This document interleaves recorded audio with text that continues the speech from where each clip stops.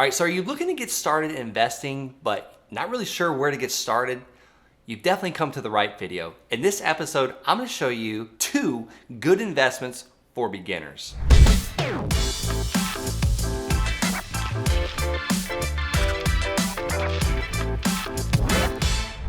All right, so I have 2 investments that I want to break down for you, and they're almost absolutely guaranteed to allow you to become a millionaire if you stick to them. The first is something that you live in, and then the second one is dirt. You won't even believe it, dirt. Dirt is one of the best things that you can buy today in this market. I don't care what the interest rates are doing. This is 2022. People are freaking out everywhere, and let me tell you why these 2 investments are going to be life-changing.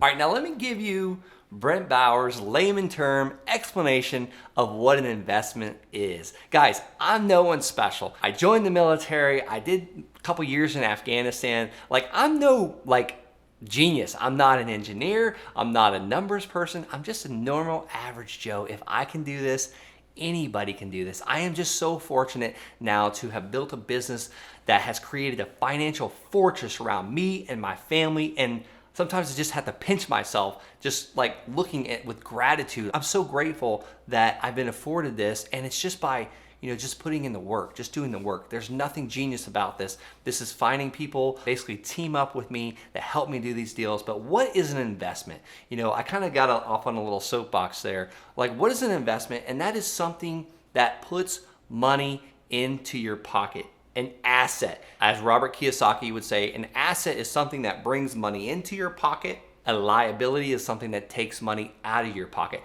Let me give you an example of an asset. An asset could be a vending machine.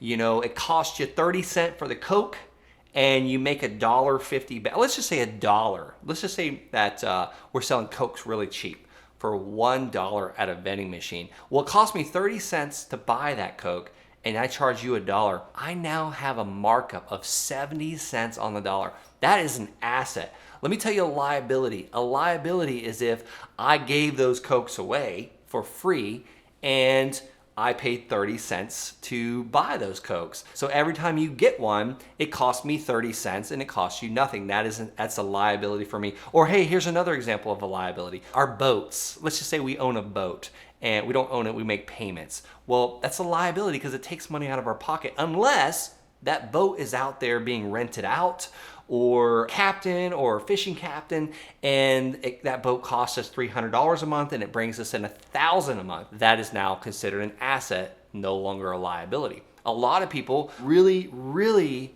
do not agree with the gentleman named Robert Kiyosaki, but he says your house is a liability because it does not put money in your pocket. But that first example, that first investment that a beginner should make is their own personal house. But you say, Brent, you just said that Robert Kiyosaki says it's a liability. Well, I'm going to tell you how to turn your personal primary residence into an asset.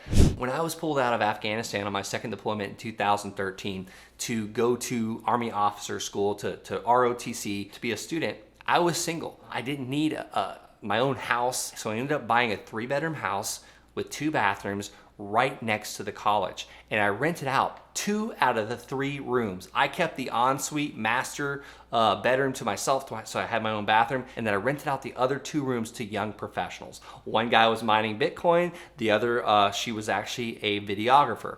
So they both paid me, one paid me $600 a month and the other one paid me $580 a month. So let's just do, for really round numbers, I was getting almost $1,200 a month for the rent for that house. Well, my mortgage was only $1,000 a month, and I used my VA loan to buy this property, no money out of my pocket. So my mortgage is $1,000 a month. I'm bringing in almost $1,200 a month, and let's just say the electric was about $150. So technically, I'm making almost $50 a month to live there. So that allowed me to take my home, one of my investments, an investment I recommend for beginners, the first investment I recommend for beginners, it allowed me to make my home my primary residence, the place I lived in, the place that the mortgage was paying down every single month that I made that payment, that actually my roommates made that payment. And it was also appreciating each month. And there was also some tax write-offs, some tax benefits that I was able to use it because I was also using it as a renter. Now, definitely talk to your CPA, your accountant about this. I'm no tax professional, but that gave me 3 ways to leverage. Well, I think it was actually 4. 1, I was earning income, not very much, about $50 a month. 2, tax write-off.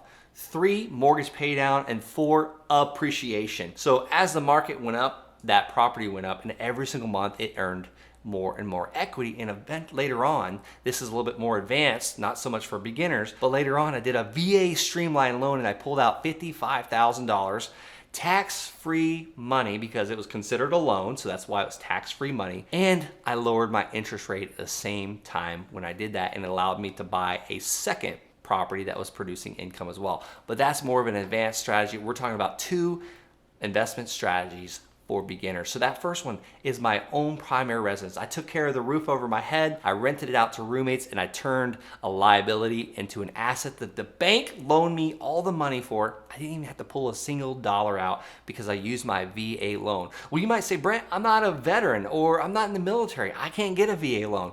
Well, there's things called FHA loans where you only have to come up with about 3%. You can get like a gift from grandmother to come up with that 3% and get into a house. And guess what, guys? I could have rented out that master bedroom for $800 a month. I just chose to live in it, and I could have made even more per month. I could have rented out all 3 of the rooms and slept on the couch and made even more. I even had someone that was interested in renting the garage out for me for $55 a month, which was a total steal because this guy's car that he wanted to rent out he paid $300,000 for this car. So he was willing to pay way more than $50 a month to store it. And then I had another parking spot that a 29-foot RV can go in and plug into, and that could have been another couple $100 a month. So I could have monetized this house in multiple ways.